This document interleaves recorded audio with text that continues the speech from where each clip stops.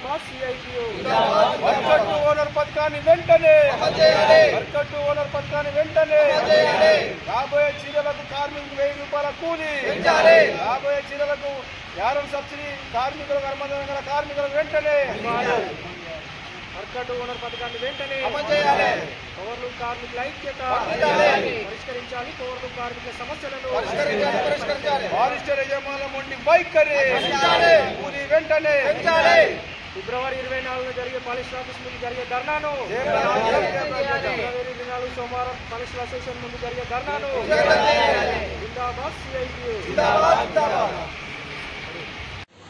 ఈరోజు సిరిసిల్లాలోని Venkampeta, Padmanagar, JP Nagar, Ambika Nagar powerloom కార్మికుల సమావేశాన్ని పద్మనగర్ వాటర్ ట్యాంక్ వద్ద నిర్వహించుకోవడం జరిగింది.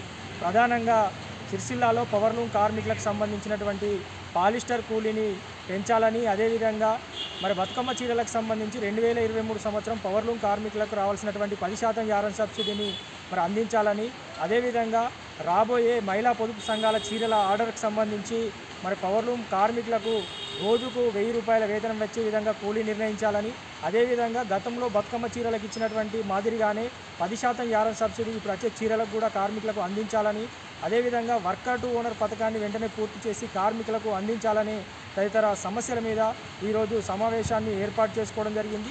మరి ప్రధానంగా చూసుకున్నట్లయితే మరి 2023 10% యారన్ సబ్సిడీని అందించడంలో తీవ్రంగా కాలయాపన చేస్తూ ఉన్నారు. మరి గత సంవత్సర కాలంగా సరైన ఉపాధి లేక కార్మికులు ఇప్పటికే 15 మంది కార్మికులు ఇక్కడ ఆత్మహత్యలు చేసుకున్న పరిస్థితి ఉంది. మరి కార్మికుల ఉపాధి కోసం ప్రభుత్వం ఈ చీరల ఆర్డర్ని ఇచ్చింది. కానీ ఇంతవరకు మరి కార్మికులకు కోసం ఇచ్చిన ఆర్డర్కు సంబంధించి కార్మికులకు మెరుగైన వేతనాలు వచ్చే విధంగా కూలీ నిర్ణయించలేదు. కాబట్టి కార్మికులకు 1000 రూపాయల రోజుకు వేతనం వచ్చే విధంగా కూలీ నిర్ణయించాలి. అదేవిధంగా ఇక్కడ పాలిస్టర్ వస్త్రానికి కూడా కార్మికుల కూలీ అగ్రిమెంట్ ముగిసినా కూడా ఇక్కడ యజమానులు కూలీ పెంచలేదు.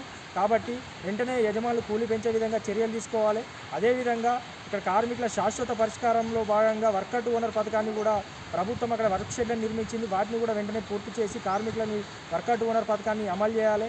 ఈ తదితర డిమాండ్ల మీద పాలిస్టర్ కూలీ, యారన్ సబ్సిడీ, ఇతర డిమాండ్ల మీద మరి ఫిబ్రవరి 24వ తేదీ సోమవారం రోజున పెద్ద ఎత్తున మరి పాలిస్టర్ వస్త్ర వ్యాపార సంఘ భవనం ముందు పెద్ద ఎత్తున సిఐటి పవర్లూమ్ వర్కర్స్ యూనియన్ ఆధ్వర్యంలో ధర్నా కార్యక్రమం చేపట్టి సమస్యలను మరి తీసుకెళ్లడం జరుగుతుంది. కాబట్టి సిరిసిల్ల పట్టణంతో పాటుగా మరి తంగలపల్లి, చంద్రంపేట, రాజీవ్ నగర్ ఏరియాల్లో పనిచేస్తున్నటువంటి అన్ని పవర్లూమ్ కార్మికులందరూ కూడా పెద్ద ఎత్తున ఈ ధర్నాలో పాల్గొని మన యొక్క సమస్యల పరిష్కారం కోసం జరుగుతున్నటువంటి ధర్నాలో పాల్గొని విజయవంతం చేయాలని సిఐటి పవర్లూమ్ వర్కర్స్ యూనియన్గా తెలియడం జరుగుతూ ఉంది. మరి ఈరోజు సమావేశంలో ఇక్కడ 14 మందితో కూడా ఒక కమిటీని కూడా ఎన్నుకోవడం జరిగింది.